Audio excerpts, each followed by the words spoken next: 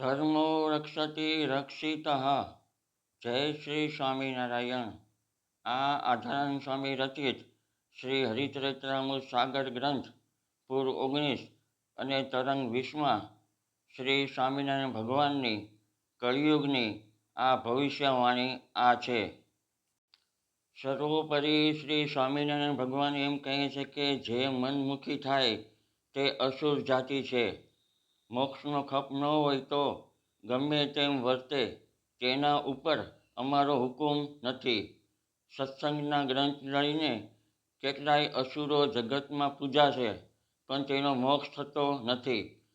જે સત્સંગમાં રહીને સત્સંગની રીતે ચાલશે તે મોક્ષ ભાગી થશે. આ સ્વયં શ્રી સ્વામિનારાયણ ભગવાનના વૈદિક સનાતન કલ્યાણકારી અમૃત વચનોની આ ભગવાન શ્રી સ્વામિનારાયણની ભવિષ્યવાણી છે.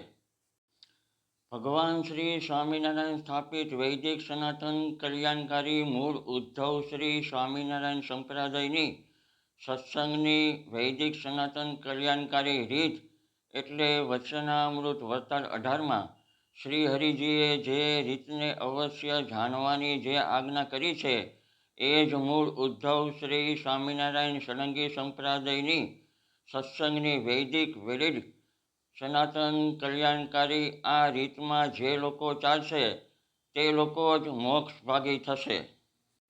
અને શ્રી હરિજી એમ પણ કહે છે કે જે લોકોને મોક્ષનો ખપ નથી એવા લોકો મનમુખી થઈને ગમે તેમ વર્તે છે એવા અસુરની જાતિ છે. એવા ઉપર અમારો હુકુમ નથી. શ્રી હરિજી એમ પણ કહે છે કે અમારા સત્સંગના ગ્રંથ લઈને એટલે શાસ્ત્રો ગ્રંથોને ટાર્ગેટ કરીને શાસ્ત્રો ગ્રંથોની ઓથ લઈને કેટલાય એવા હશે જે જગતમાં પૂજાશે પણ તેનો મોક્ષ થતો નથી. માટે શિક્ષાપત્રી શ્લોક નંબર 11 શિક્ષાપત્રીનું ઉલ્લંઘન કરીને જે લોકો મૂળ ઉદ્ધવ શ્રી સ્વામિનારાયણ વૈદિક સંપ્રદાયની વચનામૃત વરતાલ 18માં શ્રી હરિજીએ જણાવેલ ઉદ્ધવ શ્રી સ્વામિનારાયણ સંપ્રદાયની વૈદિક વેલિડ સનાતન કલ્યાણકારી રીતને તોડીને રીતને ખોટી કરીને રીતથી મુખ ફેરવીને મનમુખી થઈને જે લોકો ગમે તેમ વર્તી રહ્યા છે એવા અસુરોથી સાવધાન રહેવાની આ શ્રી હરિજીની શ્રી હરિચરિત્રામૃત સાગર ગ્રંથ પૂર 19 તરંગ 20ની શ્રી સ્વામિનારાયણ ભગવાનની ભવિષ્યવાણી છે. અસ્તુ.